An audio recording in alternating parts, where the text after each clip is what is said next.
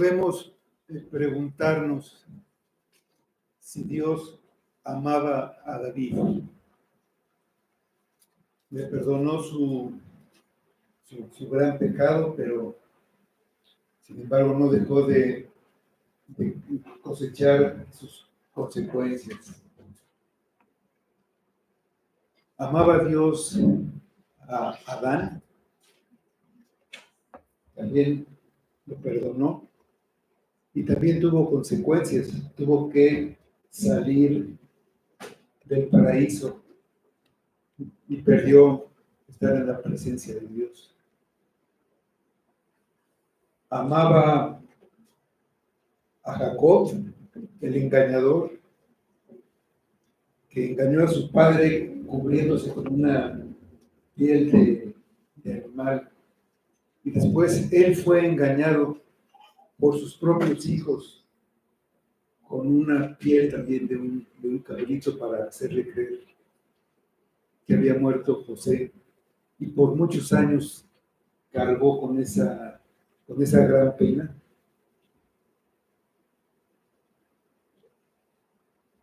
Amaba o ama a Dios, a Jesucristo. A él no lo perdonó y él era el único inocente. El amado por Dios. ¿Quién es el amado por Dios? Vamos a 2 de Samuel, capítulo 12.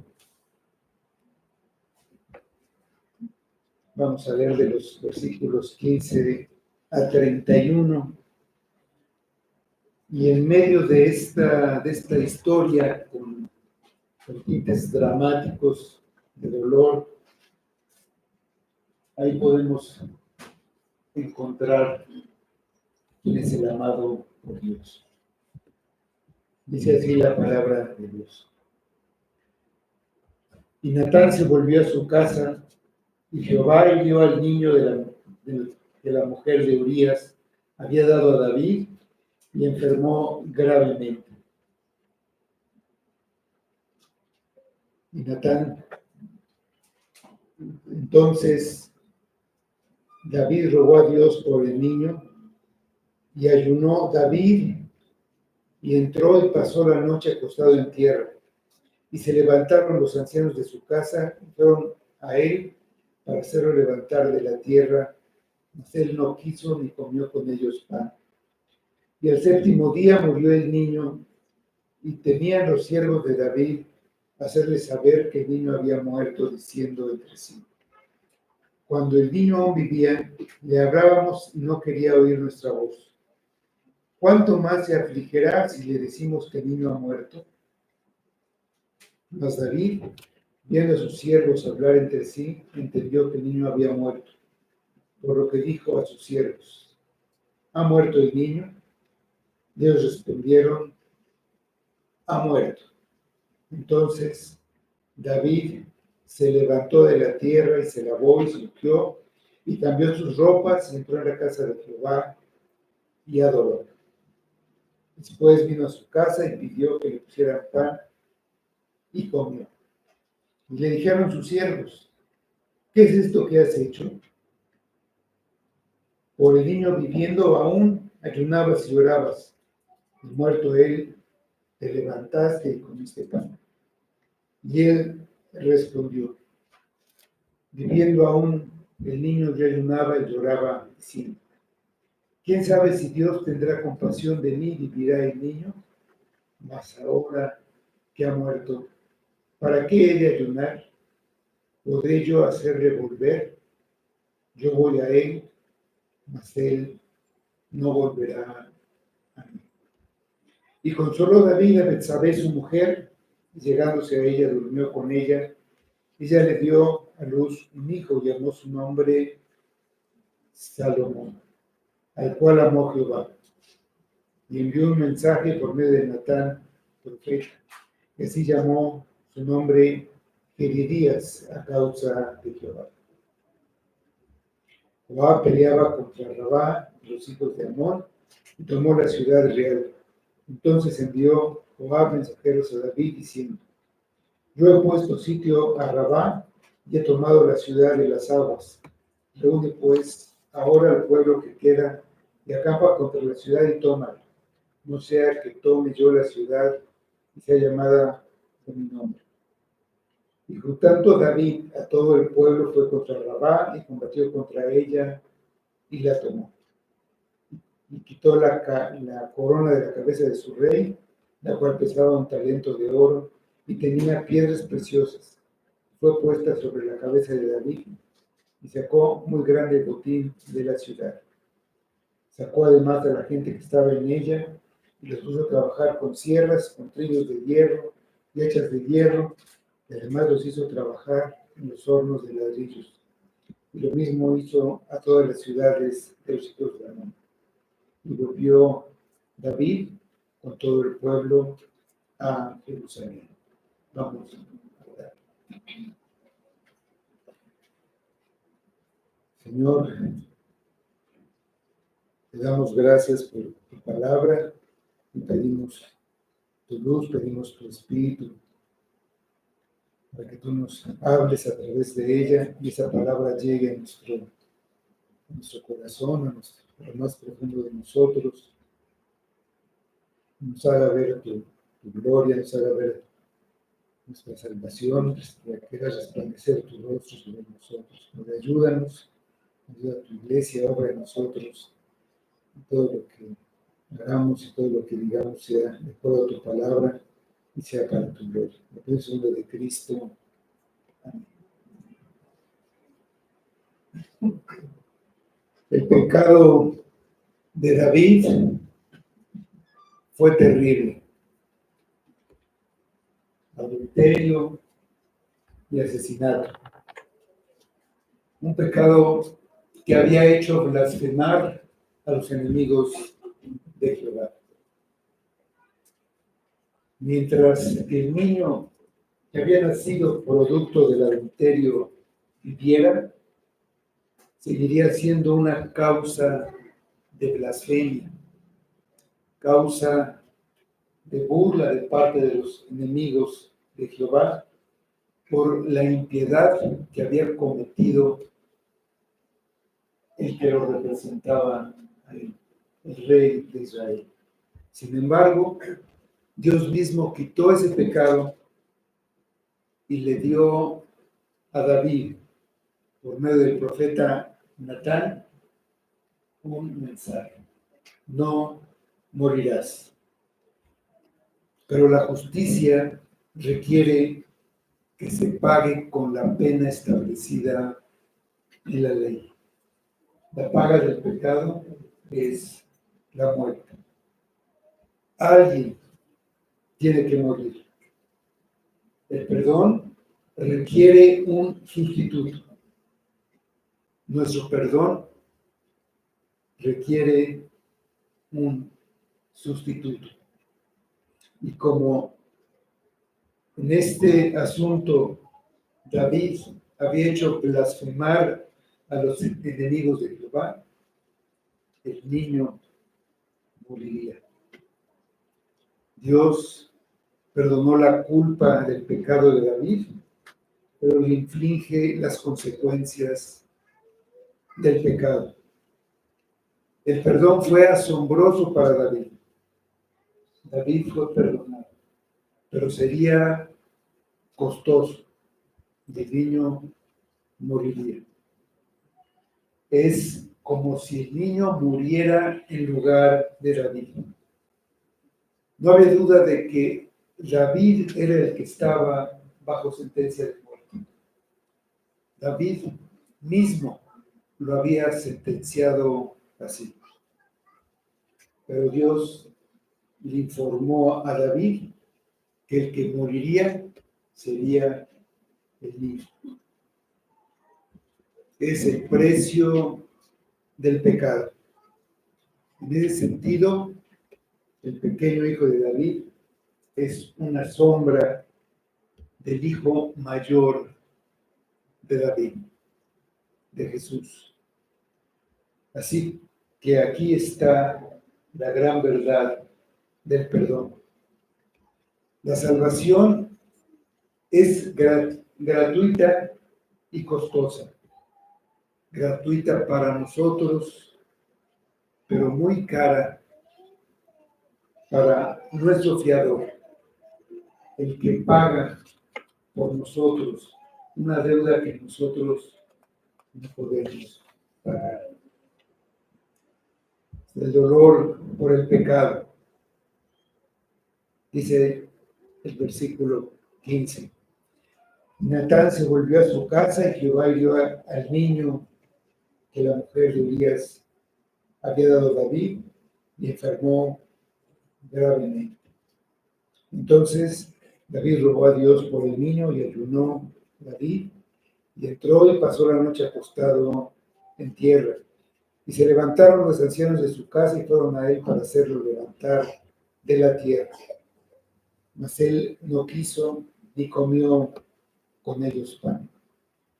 Y al séptimo día murió el niño. Y temían los siervos de David hacerle saber que el niño había muerto, diciendo entre sí: cuando el niño aún vivía, le hablábamos y no quería oír nuestra voz. ¿Cuánto más se afligirá si le decimos que el niño ha muerto? Mas David, viendo a sus siervos hablar entre sí, entendió que el niño había muerto. Por lo que dijo David a sus siervos: ¿ha muerto el niño? Y ellos respondieron: ha muerto. El Señor hirió al niño. El escritor del libro atribuye directamente a Dios la enfermedad del niño. Esto de acuerdo a las palabras que había dicho el profeta. Son palabras que nos asombran. Y algunos pensarán que es una injusticia. No pueden creer que Dios haga algo así. Se espera la muerte por los crímenes de David, pero decimos, no es justo cuando un inocente es el que muere. Nuestro sentido de justicia se siente lastimado. Esto ilustra un principio importante. Incluso cuando el pecado es perdonado, se paga un precio. Dios no simplemente pasa por alto o simplemente excusa nuestro pecado. Se recibe perdón y se paga un precio. A menudo, una parte inocente paga el precio por el perdón. Es verdad, es totalmente injusto que otro, un inocente, reciba la ira de Dios por lo que nosotros hemos hecho. Es injusto que Cristo muera en un madero en nuestro lugar.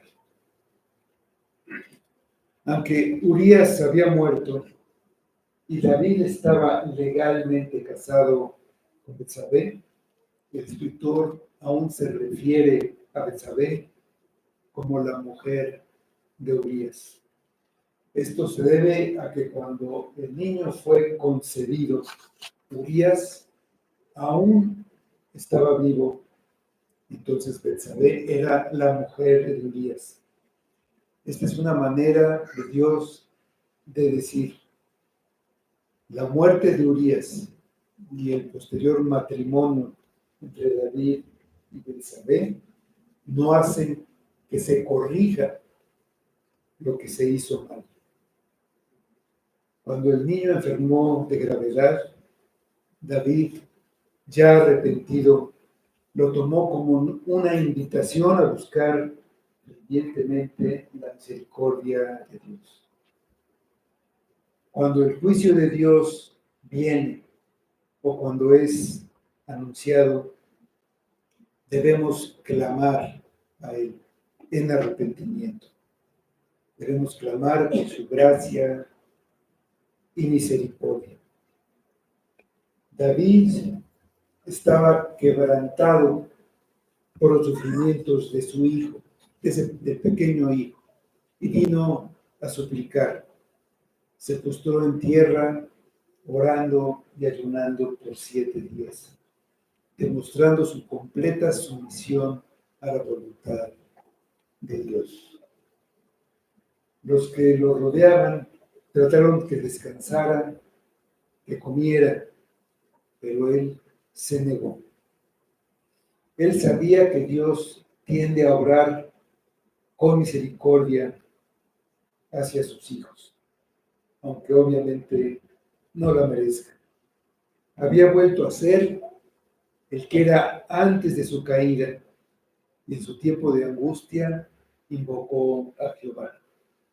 Este era su hábito. Repetidamente en los salmos emplea un lenguaje que indica claramente que Dios era considerado por él como una roca fuerte a la que en tiempo de prueba recurría continuamente. Salmo 61:2 dice: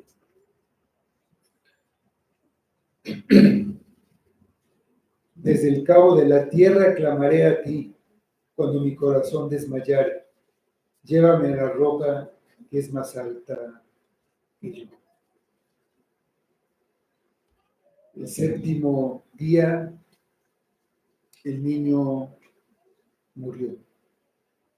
El ayuno y la oración no cambiaron la voluntad de Dios, pero pusieron a David en el lugar correcto para recibir lo que venía de Dios. Los niños israelitas se circuncidaban al 8º día. El niño murió antes de que pudiera recibir la señal del pacto. Esta es otra muestra del desagrado de Dios por lo que David había hecho. Esa muerte del niño se había anunciado públicamente por el profeta como una reprensión. Esa muerte era un castigo de Dios sobre David y Betsabé. Dice el versículo 20: Entonces David se levantó de la tierra y se lavó y se ungió y cambió sus ropas y entró a la casa de Jehová y adoró. Después vino a su casa y pidió, y le pusieron pan y comió. Y le dijeron sus siervos: ¿Qué es esto que has hecho? Por el niño viviendo aún ayunabas y llorabas, y muerto él te levantaste y comiste pan. Y él respondió: Viviendo aún el niño, yo ayunaba y lloraba diciendo: ¿Quién sabe si Dios tendrá compasión de mí y vivirá el niño? Mas ahora que ha muerto, ¿para qué he de ayunar? ¿Podré yo hacerle volver? Yo voy a él, mas él no volverá a mí. Los ancianos temían dar la noticia a David de que el niño era muerto, porque temían que David reaccionara duramente. Pero la reacción de David al comprender que el niño había muerto fue todo lo contrario. David se limpió, se lavó, se ungió, se cambió de ropa y entró a la tienda del arca de Dios y adoró. Su primer paso en el día de dolor fue a la casa del Señor. Como Job, cuando recibió la noticia de que sus hijos habían muerto, adoró. David comprendió que el tiempo de orar y ayunar había pasado. Ahora aceptaba la voluntad de Dios sin guardar resentimiento ni remordimiento hacia Dios, sino reconociéndolo como Señor. El acto de adoración demuestra que la paz había regresado a la vida de David y que él aceptaba la muerte del niño. Ahora también podía comer. Los siervos de David, como cualquier incrédulo, no podían entender. Esperaban que cuando muriera el niño, David se lamentara todavía más de lo que ya había hecho. Sería fácil para alguien en esa posición pues perder toda la esperanza y se abatiera y llegara incluso a pensar en el suicidio. Pero David sabía que Dios nunca abandona a sus hijos y les explicó que Dios podía haber hecho que su hijo no muriera. Hay varios casos en la Biblia que así lo demuestran. Un caso es el del rey sucesor de David, Ezequías. A él, el profeta Isaías, le anunció que moriría. Ezequías oró, se humilló ante Dios y Dios le concedió seguir con vida. Isaías 38:5 dice: Ve y di a Ezequías, Jehová Dios de David tu padre te dice así: he oído tu oración y visto tus lágrimas, y aquí que yo añado a tus días 15 años. David por eso oraba, porque Dios podía haber hecho eso, pero también la respuesta de Dios podía ser no, y fue no. Por otro lado, David confiaba en que él vería a su hijo en el cielo. Aquí es necesario entender que si un niño pequeño muere y va al cielo, no es porque sea inocente. Como hijos e hijas del culpable Adán, todos nacemos culpables. Si esos niños van al cielo, no es porque sean inocentes y merezcan el cielo, sino porque también a ellos se les ha concedido la misericordia de Dios. Salomón, versículo 24 y 25. Y consoló David a Betsabé su mujer, y llegándose a ella, durmió con ella, y ella le dio a luz un hijo, llamó su nombre Salomón, el cual amó Jehová, y envió un mensaje por medio de Natán profeta. Así llamó su nombre Gedidías a causa de Jehová. David confortó y consoló a su esposa Betsabé. Ella había perdido un hijo por el pecado de David. Sin excusar el pecado de Betsabé, ella perdió a un esposo y a un hijo. Y el causante fue David. David se dio cuenta de que no debía concentrarse solamente en su propio dolor y pena, sino que debía considerar el gran sufrimiento de su esposa, quien, al menos en parte, era una víctima de su repudio.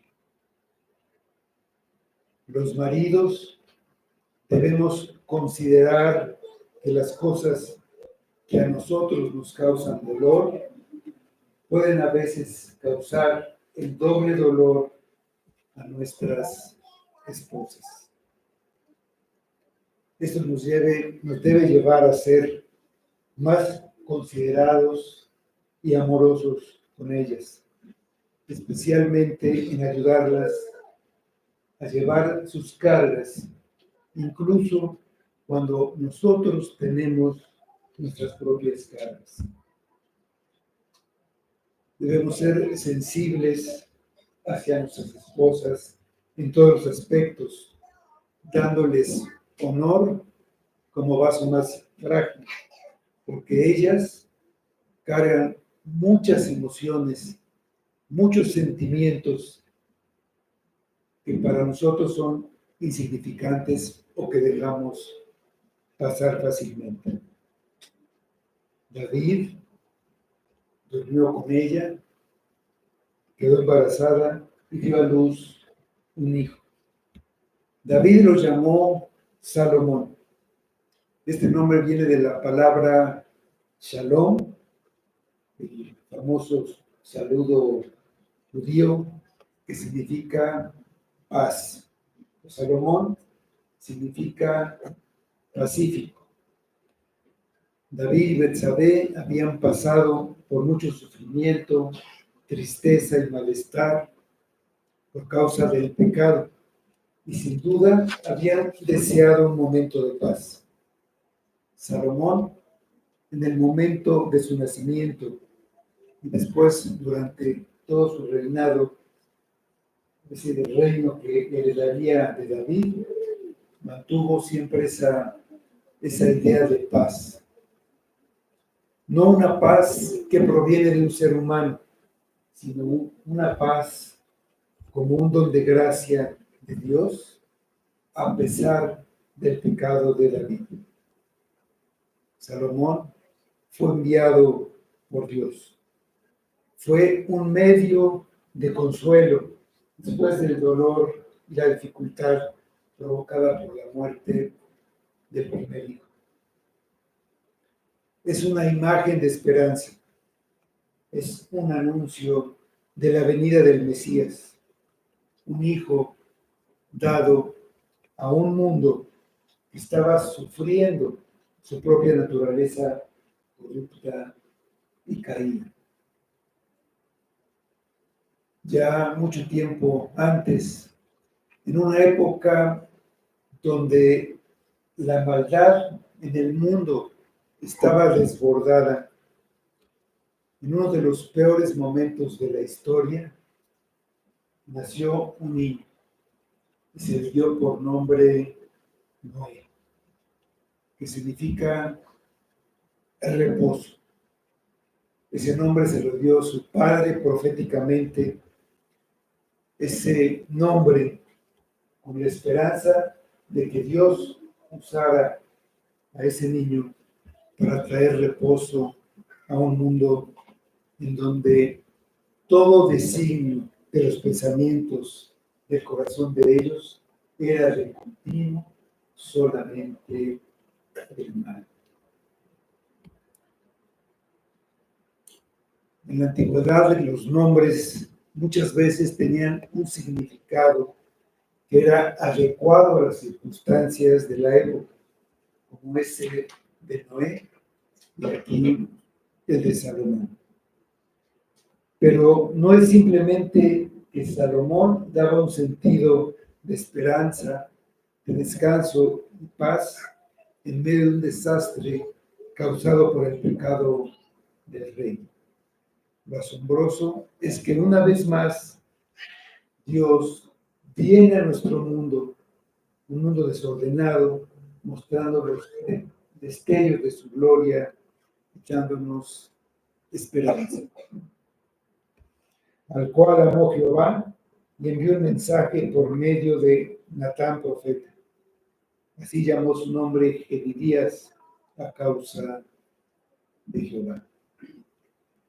El Señor amó a Salomón, este hijo de David y Betsabé. Envió al profeta Natán, ese mismo profeta que recientemente había confrontado a David por su pecado, para informarle del amor de Dios por ese niño. Este mensaje, entre otras cosas, aseguraba a David que ese niño no moriría.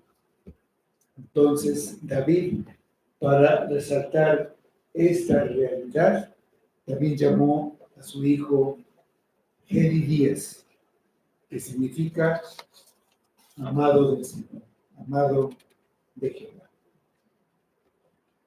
Por todo lo que había pasado y por todo lo que todavía va a suceder por el grave pecado de David, un pecado que había desagradado a Dios, parecería muy poco probable que Dios expresara tan claramente su amor por el producto de la unión entre David y Betsabé. Sin embargo, a través de todo esto, Dios está mostrando algo de su carácter y de su gloria. Dios está presentando una imagen de su gracia infinita hacia sus arrepentidos hijos descarriados. David estaba atrapado en medio de un desastre absoluto que él mismo había causado por su pecado. Él no podía regresar el tiempo y deshacer, cambiar lo que había hecho. El daño era irreversible. Las consecuencias fueron inevitables. Pero a pesar del gran fracaso de David, una demostración de misericordia le es enviada por Dios, declarando que incluso ahora la gracia de Dios es mucho mayor que el pecado de David. Dios puede y va a completar lo que ya ha empezado en David. Y aquí está una señal. El hijo de David, Salomón, es Gedidías, es amado por Dios. Incluso dentro de la inmoral unión de David y Betsabé, por la gracia de Dios, el que ama a Jehová puede venir. El primer hijo murió, trayendo gran pena y dolor, pero el segundo vivirá como un símbolo de la paz y del amor de Dios, incluso en el contexto de un caos que aparentemente no se podía evitar. Eso apunta a algo que está más allá de David, dando esperanza a la humanidad. Un hijo de David, uno mayor que David y mayor que Salomón, uno amado por Dios. El amado por Dios. El Padre ama al Hijo y todo ha puesto en su mano. Ese es el Hijo que cumpliría el pacto hecho a David. Segunda de Samuel 7, del 12 al 14, dice, es el pacto que Dios hace con David. Y cuando tus días sean cumplidos y duermas con tus padres, yo levantaré después de ti a uno de tu linaje, el cual procederá de tus entrañas y afirmaré su reino. Él edificará casa a mi nombre, y yo afirmaré para siempre el trono de su reino. Yo le seré a él padre, y él me será mi hijo. Y si él hiciere mal, yo le castigaré con vara de hombres y con azote de hijos de hombres. Esto lo cumplió de cierta manera, parcialmente, Salomón. Hay una parte que Salomón no podía cumplir. Dice el versículo 16, y será afirmada tu casa y tu reino para siempre delante de tu rostro, y tu trono será estable eternamente. Eternidad, la eternidad, el Rey eterno, el Hijo de Dios eterno. Salomón, con toda su sabiduría, no pudo vencer el pecado, pero de Jesús, el Padre dijo, En Mateo 3:17. Y hubo una voz de los cielos que decía: este es mi Hijo amado, en quien tengo complacencia. ¿Podía venir algo bueno de la unión caída de Adán y Eva? ¿Hay alguna esperanza de restauración en un mundo sumido en caos y dolor? Con el primer hombre, Adán, vino la muerte, pero hay el poseer Adán, hay un Gedidías de Dios por venir. Él traerá paz, esperanza y reposo eterno, le dijo a David. Uno amado por Dios, no meramente como una sombra, sino como la sustancia real y perfecta. Vendría la simiente de la mujer, producto del adulterio idólatra de la humanidad en cuanto a la carne. Un hijo de Adán por naturaleza, un hijo de Rahab, una prostituta, un hijo de David, el Señor Jesucristo. Él traería paz, esperanza y reposo a un impotente mundo perdido y caído. El misericordioso amor de Dios por Salomón fue un anuncio de esta realidad, comunicando a un desesperado y perturbado David que estaba quebrantado en su pecado. El mensaje de Natán a David era como si Dios hubiera dicho: incluso ahora hay esperanza, David. Arrepiéntete y sigue adelante. Hay consecuencias, pero permite que este niño al que yo amo te dé fuerza, ánimo y una visión de la gran y última esperanza por venir en mi Hijo, tu Redentor, que puede corregir tus errores y hacerte inocente delante de tus ojos. Es la asombrosa gracia de Dios. Dios encuentra a David donde David está. David no pudo deshacer sus acciones que él mismo provocó.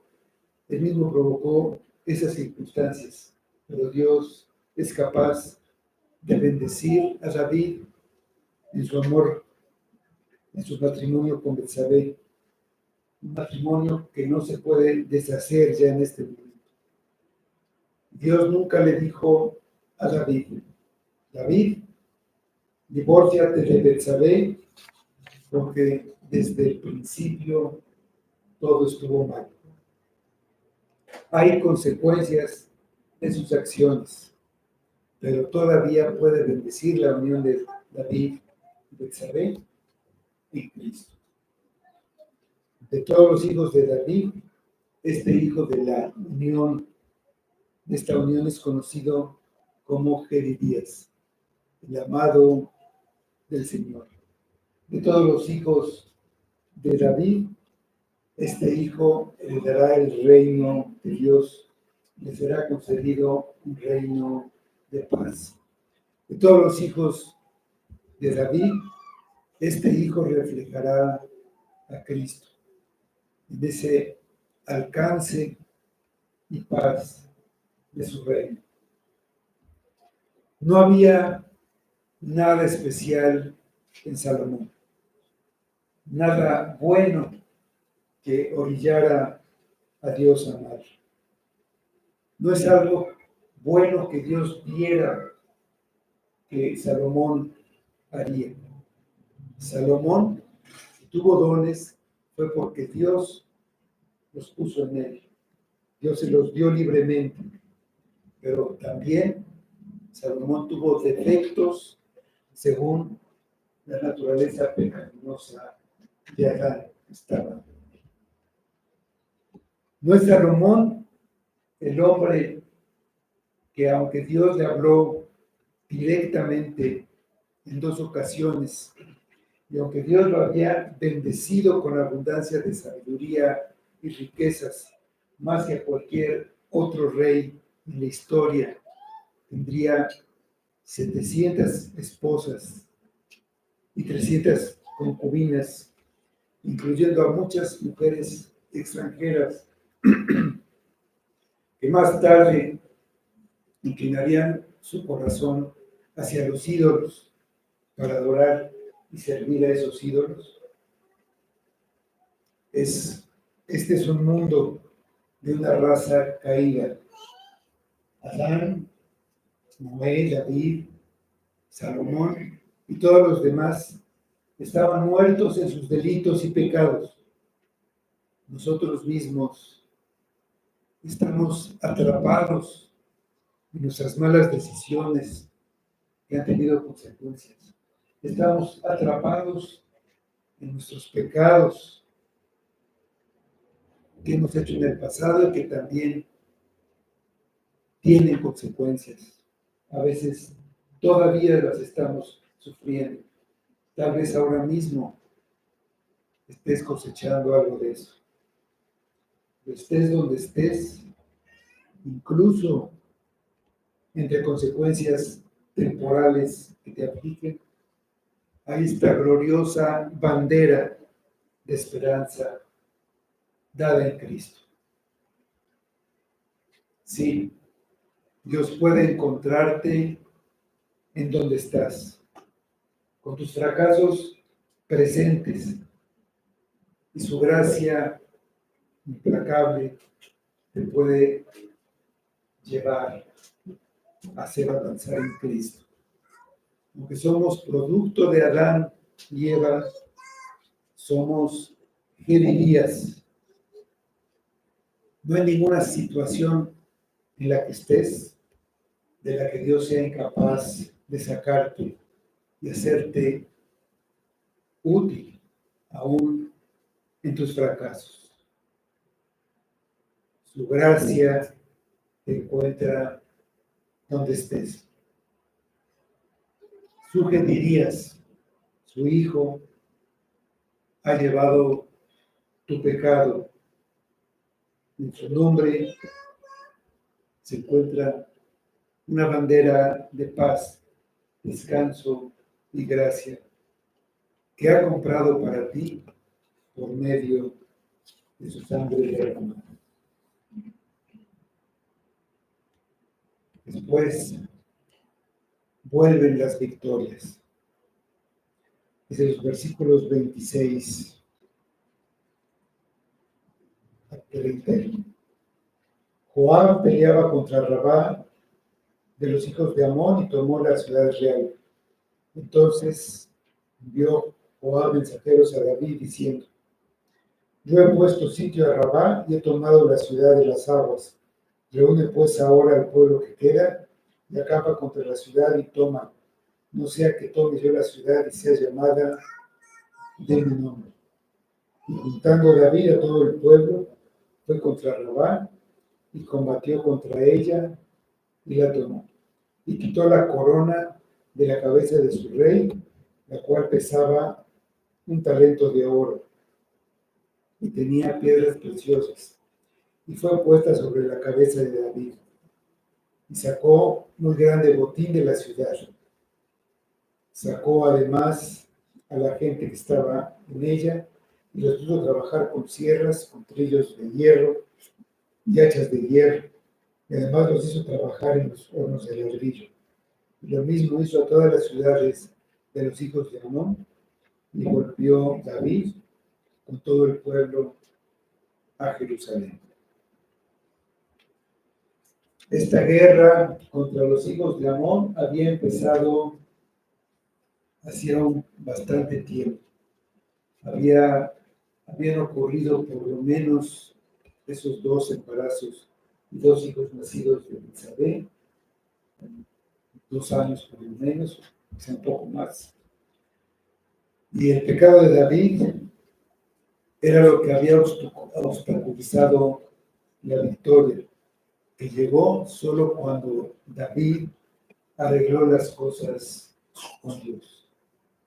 Ahora que estaba reconciliado y restaurado, Joab entendió que era apropiado que el rey diera el golpe final para que el rey fuera reconocido nuevamente como el líder vencedor, para que nadie pudiera hablar en contra de él, para evitar sublevaciones. Entonces le mandó decir a David que él viniera lo que quedaba del pueblo. Fue, reunió a los soldados, lo que quedaba del pueblo, y regresó a hacer lo que debió haber estado haciendo todo el tiempo, dirigiendo a Israel en la batalla, en vez de quedarse en Jerusalén. Combatió contra ella y la tomó. David estaba en victoria una vez más. Su pecado no lo condenó a una vida de fracaso y derrota. Tampoco tu pecado te condena a una vida de fracaso y derrota. Dios puede y te devolverá el servicio y a la victoria después de tu arrepentimiento.